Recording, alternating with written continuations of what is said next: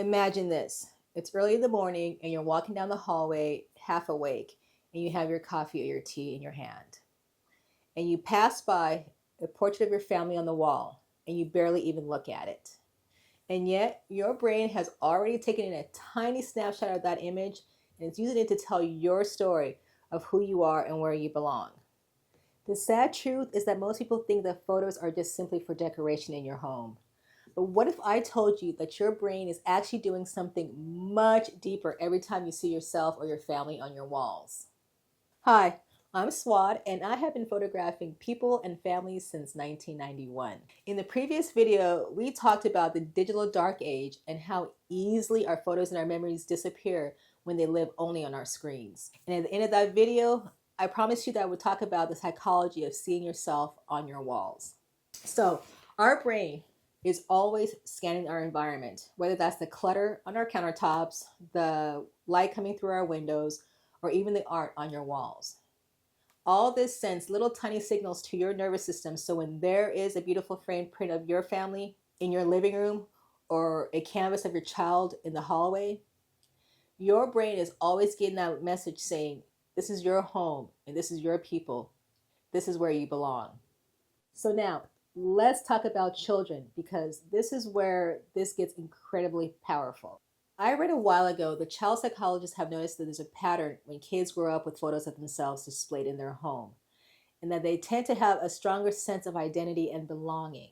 And I can attest to that. As I said earlier in my first video of this series, when I was a teenager and went to my friends' homes, the ones that had the images of their families and of themselves on the walls and the mantle, they just had a better sense of self and purpose and just had a lot more confidence in themselves. Think about a child walking down the hallway after having a hard day at school. And when they walk through that door, and right there at eye level is a portrait of them being held and laughing with their parents, that nervous system gets that message. You exist and you are important enough to be seen. You belong to this family. That is no longer just decoration. That is psychology.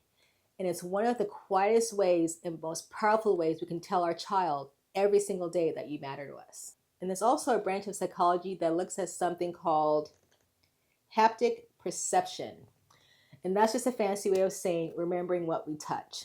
Say when you pick up a very heavy photo album and you feel the texture of the cover and the thickness of the pages, your brain is recording this is something real, something worth slowing down for. When you just sit down on the sofa with someone you love, looking at the same pages, you aren't just seeing your story, you're feeling it, and your body physically is anchored in that moment.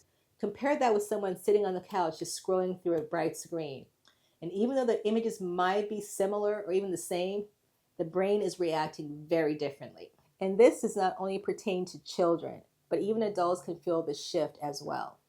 We have had so many clients tell Pete and I, after their pictures have been hung on their walls, that they have this sense that it feels like home now, and that sometimes they didn't even realize how empty their walls, their home felt until after they had their pictures hung. When you see yourself in all your seasons on the wall of your own home, something in you relaxes just a bit. And for a lot of us, that's not a small thing. I want to ask you a question. What are the walls of your home saying to you right now?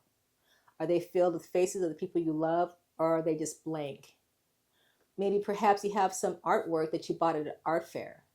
So, what happens when you are no longer walking down the hallway with your cup of coffee or tea? What even happens a century from now? All I can say is please print your photos. Put them where your heart can see them. I'll see you next time.